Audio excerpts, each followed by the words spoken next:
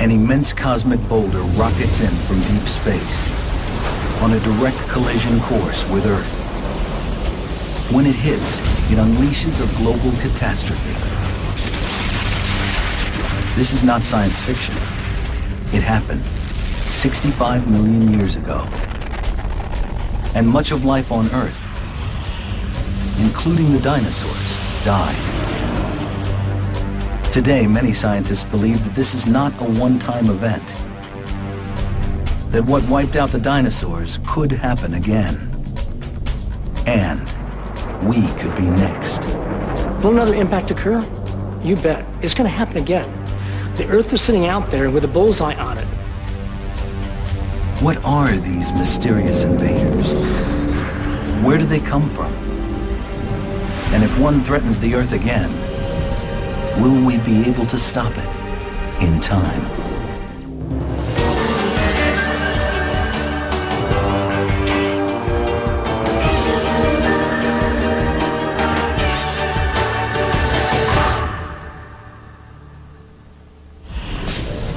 We think of comets as some of the heaven's more spectacular pieces of eye candy, and most are benign, orbiting harmlessly around the sun. But some will inevitably collide with another body, like Earth. At speeds of 25,000 miles an hour, even a small cosmic raider can wreak enormous havoc, as one did in Arizona's northern desert 50,000 years ago. It began as a brilliant glow in the northern sky. It was over in an instant.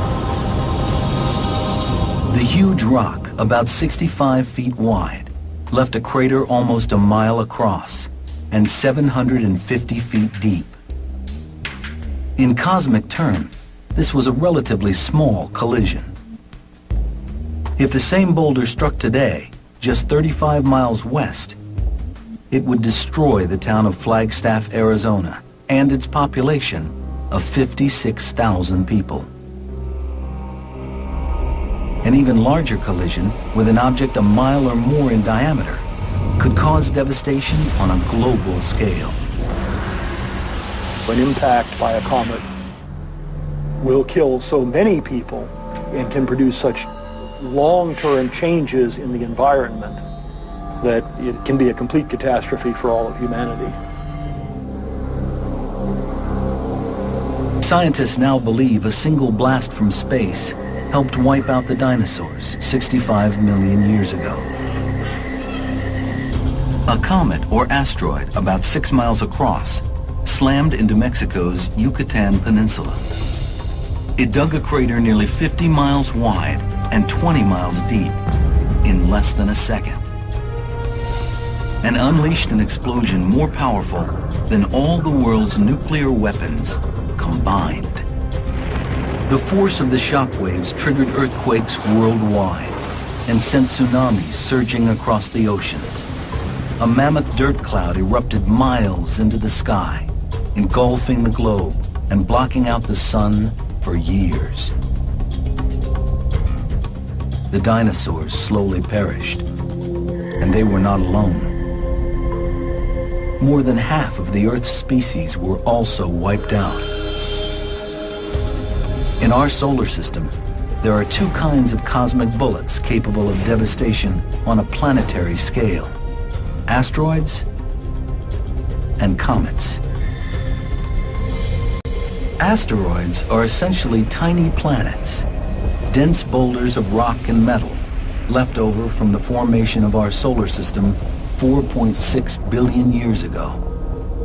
Most are bunched between Mars and Jupiter in an orbit called the asteroid belt. Comets, on the other hand, are far more mysterious.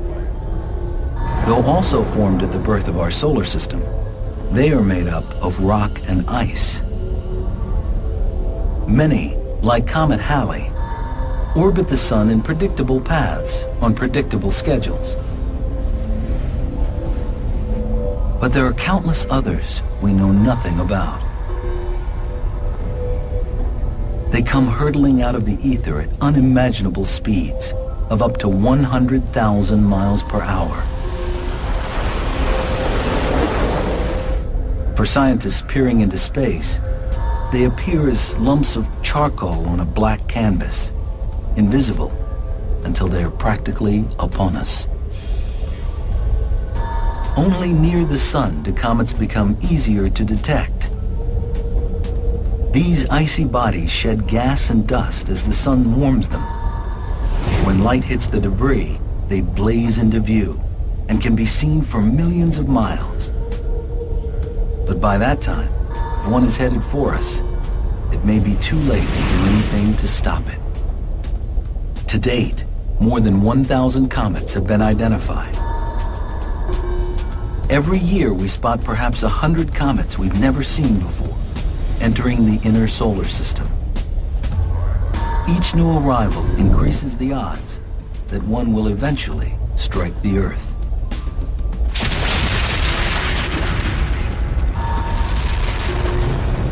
The Earth is in a cosmic shooting gallery. We get hit by pieces of comets and asteroids of all size, and the big ones certainly pose a very real threat. It's only a matter of time before the comet is in the same place as the Earth. Giant pockmarks all over our planet testify to past assaults.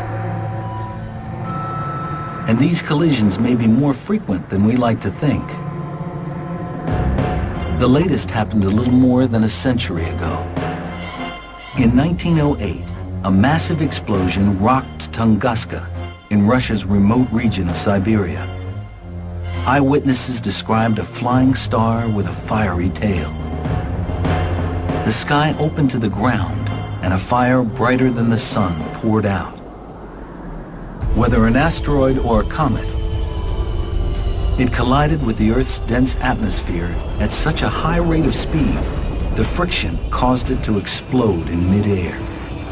It blew up 5 miles above the surface of the Earth, creating this huge explosion and lit up the atmosphere for days. You could actually read in Europe at night. The Tunguska blast, as we now call it, was bigger and more powerful than the eruption of Mount St. Helens. It left no telltale crater, but it did flatten a forest of millions of trees over hundreds of square miles, an area bigger than that of Washington, D.C.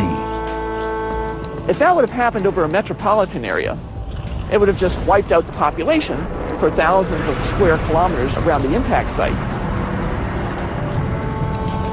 To astronomers, Tunguska was a near miss, a relatively minor impact. A major impact from a comet would have devastating effects. Imagine the following scenario. Scientists have spotted a 2-mile-wide comet on a collision course with Earth. It's too late to stop it. The first thing you'll know is when the sky lights up and the ground shakes. Brilliant meteors streak across the sky as the giant comet's debris strikes the Earth's atmosphere. Forests catch fire, ignited by the superheated air. When the comet hits, the blast kicks up millions of tons of fiery rock and dirt. The airborne debris blankets the planet and blocks out the sun. Day turns to permanent night, bringing freezing temperatures and year-round winter. It takes more than a year for the dust to settle and sunlight to filter through the clouds. When it does, the Earth starts to warm quickly. Elevated levels of gases created by the fires turn the planet into a sweltering greenhouse. Millions of species of living things that survived the earlier cold cannot take the heat. They die. It takes thousands of years for life on Earth to recover. How great are the odds a comet will strike the Earth? Will another impact occur? You bet. It's going to happen again. The Earth is sitting out there with a bullseye on it. The chances of a major impact in our lifetimes may be slim, perhaps on the order of 1 in 100,000. But astronomers the world over are working fervently to understand these strangers in our midst, struggling to learn what comets are and where they come from. Mankind's ultimate survival may depend on our ability to stop one before it strikes.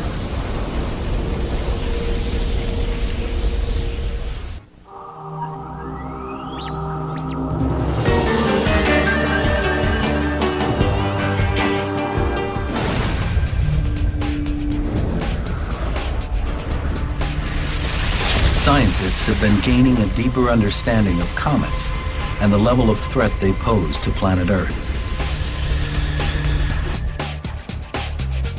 We've long known they were out there. Even the ancients noted their periodic visits. In the 17th century, stargazers observed how some comets orbit the sun in regular intervals, like the planets. One astronomer even predicted the return of the comet that now bears his name, Halley. But no one knew what they were made of or where they came from. As late as 1950, astronomers could only guess at their true nature. Fred Whipple, the father of cometary astronomy, envisioned comets as flying mountains of frozen gases, ice, dust, and dirt. He called them dirty snowballs. He theorized that as comets neared the sun, they shed dust and gas as their ice vaporized, forming their signature tails. It wasn't until the 1980s that astronomers were able to test Whipple's theories by approaching these speeding ice balls. What they discovered surprised them.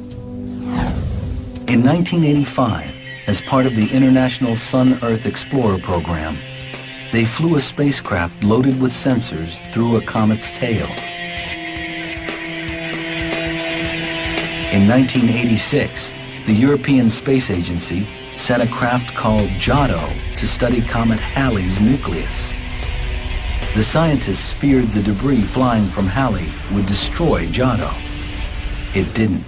The craft not only withstood the pummeling, it sent back amazing photos of a cratered, sponge-like surface with jets of gas shooting from within. Suddenly, scientists began to wonder exactly how rock-solid comets really are. In the year 2000, they got more clues. On its approach to the sun, a comet named Linear unexpectedly blew apart. Earth and space-based telescopes captured the explosion, allowing scientists to analyze the chemical composition of the nucleus for the first time. That information, combined with data from the earlier flybys, confirmed what astronomers were beginning to suspect. Comets are not ice hard. They are surprisingly fluffy, porous, and fragile. Johns Hopkins University's Hal Weaver simulates the comet's unexpected makeup. Okay, we're going to make one of the most primitive objects in the solar system, a cometary nucleus. These cotton balls are just barely held together. One of them just fell off. And as comets pass through the inner solar system, they get heated up. And sometimes these little cotton balls just fly off and break apart. Comets consist primarily of chunks of water, dirt, ammonia, and carbon, molasses in this experiment.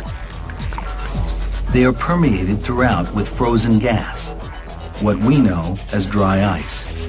As comets near the sun, the ice vaporizes, releasing gas and dust that form the characteristic tail. You see the ice subliming, going directly from the solid phase to the vapor phase. This is exactly what happens when a comet's going around the sun. It doesn't look like your original concept of a comet, does it? But it's a single solid object. You can see active regions on the surface bubbling up. We get activity only on specific spots for a lot of the comets. And as they fly by through the inner solar system and heat up, sometimes chunks just drop off. And sometimes we see the comet completely disintegrate. This new knowledge about the fragility of comets may seem reassuring. How can they do much damage? But as they race through space at more than 7 miles a second, even small comets can spell disaster.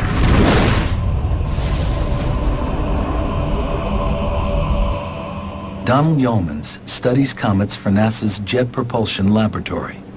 Well, they are fragile, and you could break them apart with your hands perhaps, but they're huge. You know, they're 10 miles in diameter, and so it doesn't really matter that they're fragile. They're so big that they've got a lot of mass, and it's mass and velocity that's important when they hit.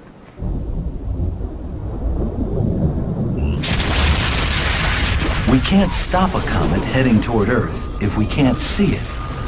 But that's another mystery plaguing scientists.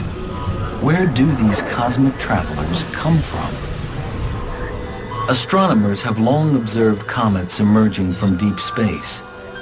To know exactly where they've been, they would need to get their hands on actual comet dust, a record of a comet's birth and its travels.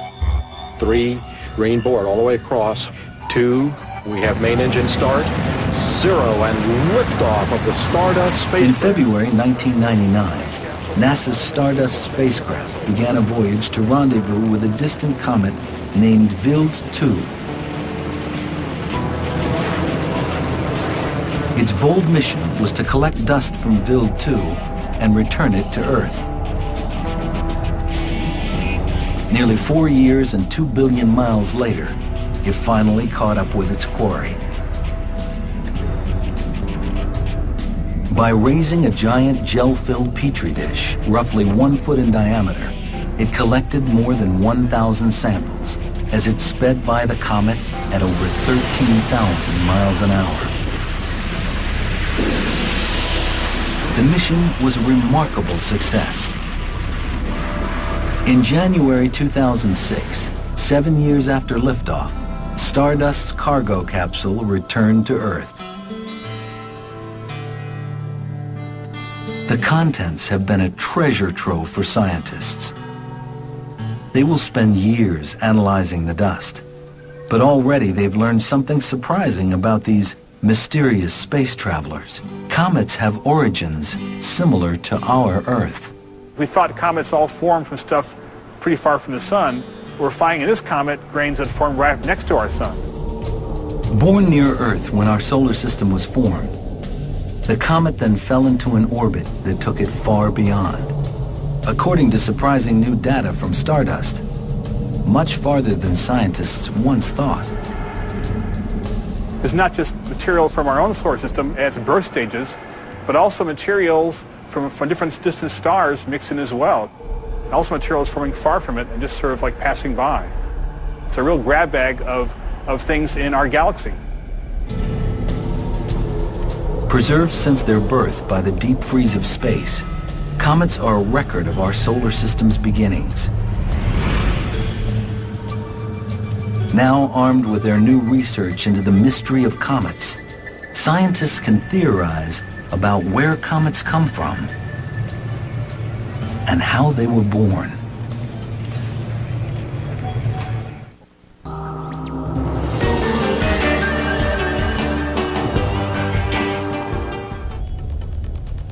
The story of the comet's origins begins 4.6 billion years ago. Our solar system is in the midst of a fitful birth. In the center, a cloud of gas and dust begins to contract into an immense disk. The disk's powerful gravity sucks masses of matter inward. Pressures and temperatures soar until the enormous dense ball ignites, its gases and matter imploding in nuclear fusion. A star, our sun, is born. Left to orbit the newborn sun is a fog of debris.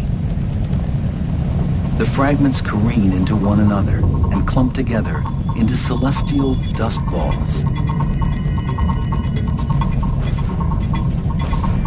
Over millions of years, these monster clumps grow larger as they orbit the sun, until they form an array of planets including our Earth. But some dust balls, future comets, do not merge and condense into planets. A billion or more slowly gravitate to an orbit between Neptune and Pluto, a region called the Kuiper Belt. Trillions of others are exiled partway to the next star, to a nebulous realm called the Oort cloud, hurled outward by the gravitational fields of large planets like Jupiter. They have elliptical orbits that vary greatly. You've got the Kuiper Belt region of comets, and they're mostly compressed into a plate-like distribution. But in the Oort cloud, which is 1,000 times further out, they're in a veritable cloud. So you've got objects in this kind of an orbit, this kind of an orbit, that kind of an orbit. They're coming in from the outermost edge of the solar system. Amazingly, astronomers did not confirm the Kuiper Belt's existence until 1992, even though it is part of our solar system. Today, they believe the Kuiper Belt is the outer range of comets with the most stable orbits, those that enter the inner solar system every 3 to 200 years. The best known of these, Halley, returns every 76. But it is the second region, the Oort cloud, 2 light years away, that troubles scientists most. Scientists believe an occasional disruption, like a change in a star's gravitational field, will eject a comet from this cloud. It can then fall under the gravitational pull of our own sun and start a journey toward our inner solar system, taking thousands of years. Scientists have no way to predict when these comets will appear, and they can come from any direction. One may already be on a collision course with Earth. In 1997, the world awakes to a comet secretly entering our solar system. 2 amateur astronomers spot an unknown intruder near Jupiter, more brilliant than any they've seen before. Dubbed Hale-Bopp after its discoverers, it was a visitor from the Oort cloud, on its first journey around the sun in almost 5,000 years. As it warmed and its frozen innards vaporized, Hale-Bopp grew dazzlingly bright. Its thick tail reflected the sun's rays in all directions. The comets we most often see are little more than asteroids. Their gas and loose dust burned off in their frequent jogs around the sun. But comets like Hale-Bopp, just out of the Oort cloud's deep freeze, have plenty of ice and dust to shed. They've got water ice, they've got carbon dioxide ice, dry ice, they've got carbon monoxide ice, and all of these ices are much more volatile than water. So when they get in the inner solar system, they go nuts. Fortunately, we could marvel without fear at Hale-Bopp's glorious moment in the sun. It sailed by unobstructed, 122 million miles from Earth, just a bit farther away than our sun. But what if it had been on a collision course with our planet? When detected, Hale-Bopp was less than 2 years' journey from Earth. Perhaps not enough time for us to stop it. If we could track comets in advance and plot their orbits, we'd likely have many years of warning if the orbits veered toward us.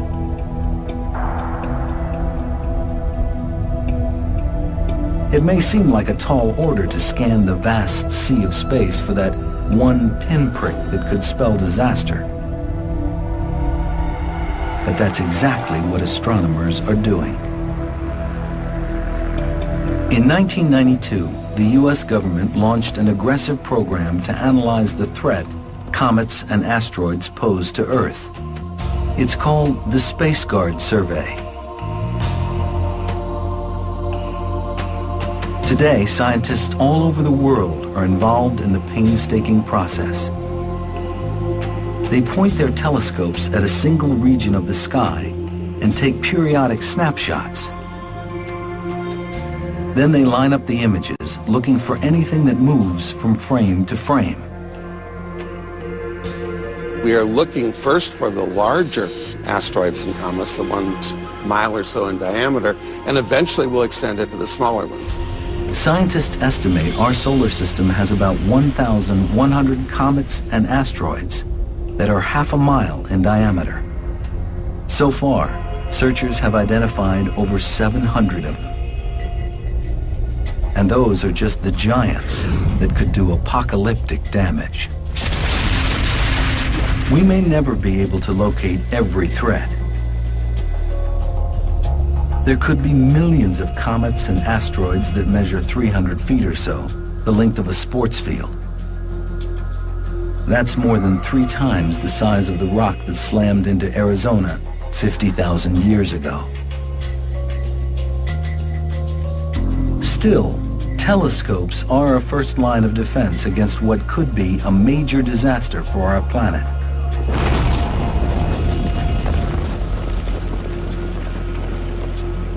If you don't look, you won't know anything's coming. We would be taken by surprise just as much as the dinosaurs. If you do carry out a survey, then you hope that you can have warning. But it's one or the other. Either you have years or decades of warning, or you're taken completely by surprise. There's nothing in between. There's 3 things that are important. You have to find them early, you have to find them early, and you have to find them early. Suppose we do detect a comet headed for Earth. Then what can we do? Scientists have just started to come up with solutions. One of the leading ideas, smash a rocket into it to slow it or knock it off course. That's harder than it may seem. If comets were hard ice balls, as first thought, a powerful thump from a rocket might do the trick. But some comets may be porous. They could just absorb whatever we throw at them, like a sponge. In 2005, scientists were ready to test their theories about how a comet would react when it was hit. They were going to try to crash a rocket into one.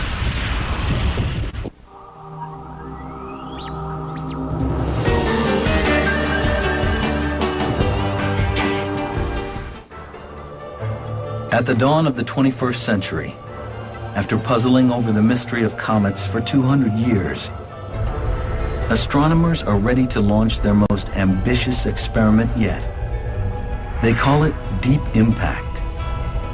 They're going to see what happens when a spacecraft slams violently into a comet at 23,000 miles an hour. Deep Impact's primary goal is to peer inside a comet. That inner material has remained relatively unchanged since the solar system was formed and could provide clues about the solar system's beginnings.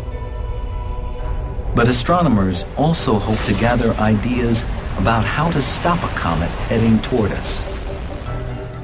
Deep Impact began here at NASA's Vertical Gun Range in Mountain View, California, where it was the job of Dr. Pete Schultz and his team to figure out what the comet would do when it was hit. This particular instrument allows us to fire a small sphere, about a 1/4 inch, at speeds that are maybe 6 or 7 times the speed of a rifle bullet. This whole assembly rotates up to an elevation where the gun is basically 3 stories high.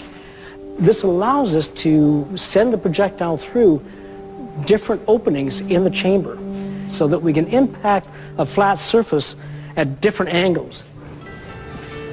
Scientists believe comets vary in their makeup, so Schultz and his team built several different models, then hit each with shot from their ultra-high-speed gun. The first scenario is what happens if we impact into something that looks like lunar dust. The second one is what happens if we impact into fluff. And the third one is what happens if we impact into a fluff covered with an organic layer. As we go down and look at the evolution of this crater, we find at the very end, after it's finished, we can still see the crater here. But in these two cases, when we're using fluff, we can't see the crater. It's completely masked. The fluff completely absorbed the projectile, a frustrating result for scientists hoping to get a look inside. And there was another possibility Schultz had to consider. What if the entire comet is extremely fragile and porous? He searched for a substance for that simulation. The comet may be sort of like a fluff ball. It may have been very low density. What do we do to try to simulate that? The best thing probably is a complex organic. What would that be? Cotton candy. We've got our comet made of cotton candy. Let's turn off the lights and let's get out of here.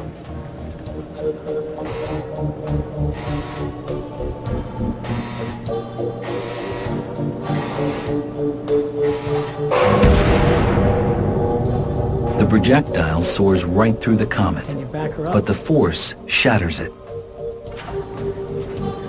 Oh my God! There's no more comet, that's for sure. What a mess. But this is not good news. A shattered comet can be even more dangerous than an intact one. The pieces tend to remain on the same path, turning one projectile into many. In 2005, once the team completes their tests, NASA is ready to take the plunge. It will try to drive an 820-pound impactor into a comet to find out what's inside. Deep Impact's principal investigator is the University of Maryland's Dr. Michael Ahern. So here we have the model of both Deep Impact spacecraft. Many people think it was only one spacecraft, but it's really two.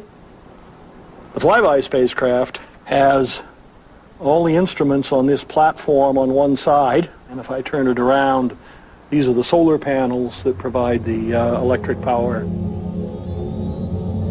Here's the impactor.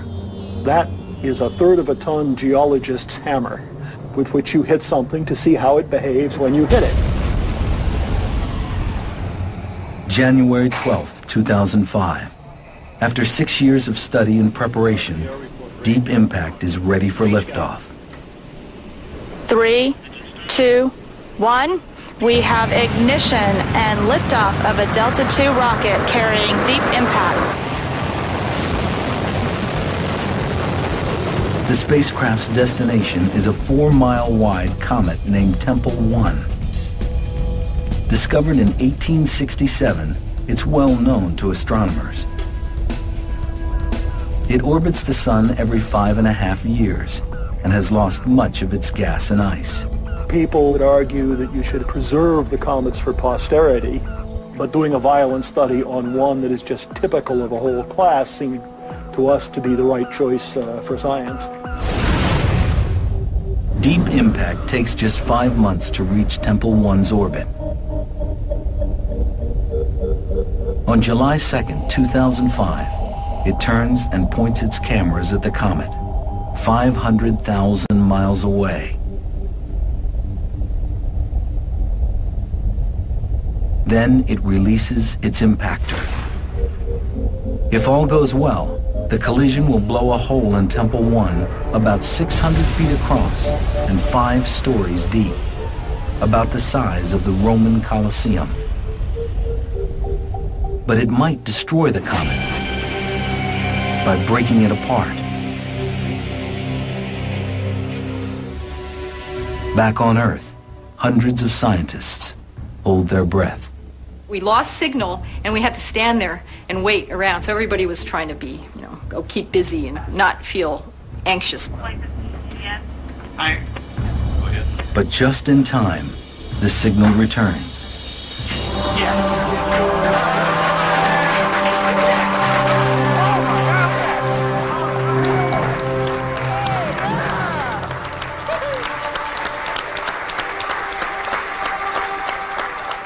The energy went in, bounced back and drew out all this material from beneath the surface, which was then exposed out in space into sunlight. And so this is scattered sunlight off of all of this debris that was excavated from the interior of Comet Tempel 1. The half-mile-wide Comet and NASA's 820-pound craft have collided at 23,000 miles an hour. The explosion is equal to nearly 5 tons of TNT. It completely vaporizes the impactor, and it kicks up far more dust than anyone expects. One of the reasons it was so dusty is that the particles were much smaller than we thought. This is a very fluffy body.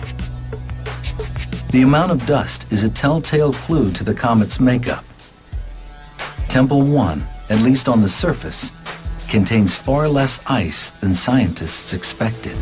There was no way that there were large blocks of ice anywhere or rock. And that really is helping us formulate how did these comets get put together? How did they break up? This is the first data we've ever had. So in that sense, it's revolutionary. Analysis of the dust showed molecules containing carbon, organic material.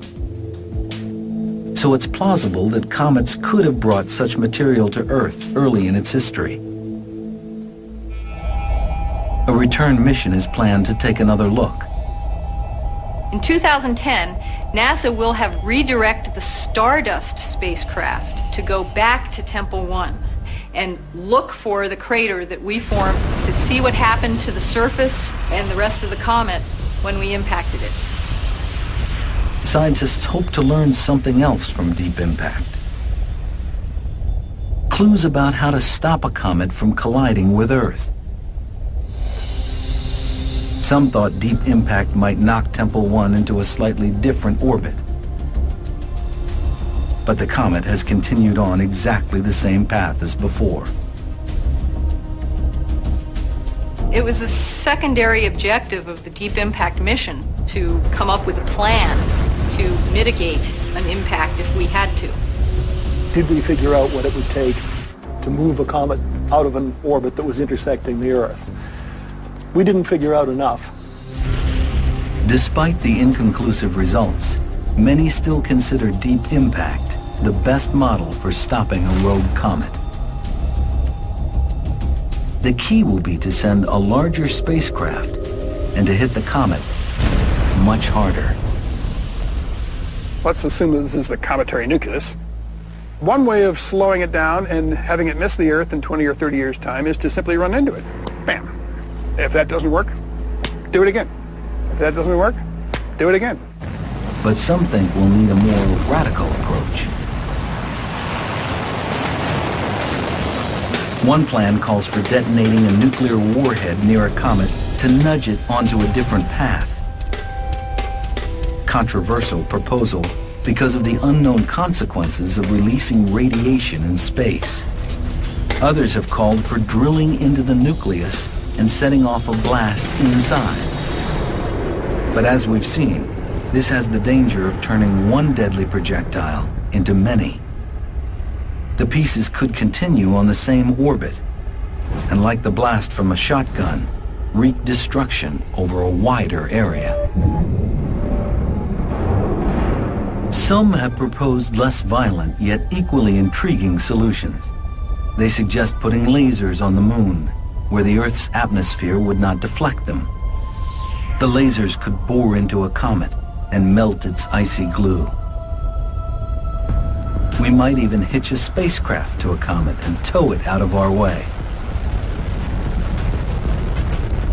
Whatever the solution, all ideas remain on the drawing board. If a comet is on a collision course, we may not be able to do anything. Even if we could tell tomorrow that something is headed our way, we don't necessarily have the means right now to protect ourselves. For one day, we might look to the heavens and find the comet with our number on it, headed our way.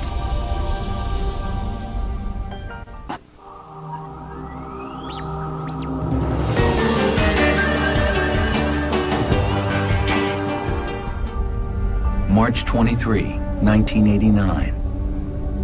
A half-mile wide asteroid is about to cross Earth's orbit. It arrives just 6 hours after the blue planet has passed by. This is the equivalent of two airplanes missing each other by seconds. Humanity collectively should fear them because they do hit the Earth. But while comets can be emissaries of death, we're learning that surprisingly, they can also be agents of rebirth. In the turmoil of the early solar system, millions, if not trillions of comets and asteroids pelted the primordial Earth. The massive collisions turned matter molten, peeled back the planet's crust, and sparked firestorms that engulfed the globe. Today, if not for the continuous erosion of wind, water, and heat, the Earth's surface would look much like the Moon or Mars. But as scientists are now learning, that bombardment also produced unexpected results. Those icy comets may have brought the water that now swells the Earth's oceans. They may also have delivered organic compounds. From that combination of water and organic materials, life slowly evolved. Comets might still be helping support the Earth's living things. Galactic snowballs are regularly drumming Earth's atmosphere, millions of times a year. Some scientists say the ice balls, some as big as houses, disintegrate when they hit the atmosphere. But they leave behind fleeting clouds of water vapor, sustenance for life below. New York University's Dr. Michael Rampino takes the theory one step further. He believes the Earth endures a cosmic assault like the one that helped form it every 30 million years. Each barrage heralds a new cycle of death and new life. It's called the Shiva hypothesis, after the Hindu god of destruction and creation. So there was a period when there was a real reduction in the forms of life, and that's followed by an explosion of life, because whatever survives can fill in all the environmental niches that were opened up by the extinctions of the organisms that used to fill those niches. According to the Shiva hypothesis, the cycle will begin again in about 25 million years, when another barrage from above will cause a global catastrophe and mass extinctions. It's a controversial idea. Most scientists don't see solid evidence of periodic, not to mention predictable, bombardments. And no one has been able to explain why such periodic impacts would occur. Now, there has been suggestions that these impacts are periodic on the order of 30 million years or so. The evidence is weak. I think the jury is still out on the so-called Shiva hypothesis. One thing is clear. There's much more we need to learn about comets. One experiment that hopes to add new information about their life-giving properties is already underway. A brainchild of the European Space Agency, the Rosetta mission will land a spacecraft on a comet for the first time. We want to see what is actually in the nucleus and on the nucleus, and the only way you can study that is to put a lander down. Rosetta left Earth in 2004. In 2014, it will rendezvous with comet Churyumov-Gerasimenko. As it follows the comet toward the sun, it will send a mini laboratory to its surface. The lander will drill into the nucleus and extract samples. Then it will analyze them. We didn't bring the sample back to the Earth, to the laboratory. We bring the laboratory to the comet and study it there. Rosetta will be a big step toward learning whether comets could have jump-started life on Earth billions of years ago.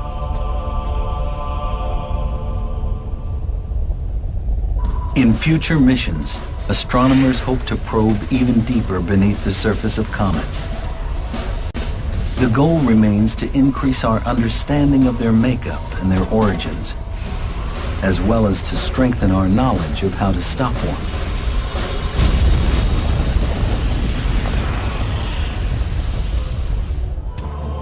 But the next time a comet blazes across the sky, we can look at it in a whole new light. Not simply as a harbinger of death, but as a potent instrument in the evolution of life.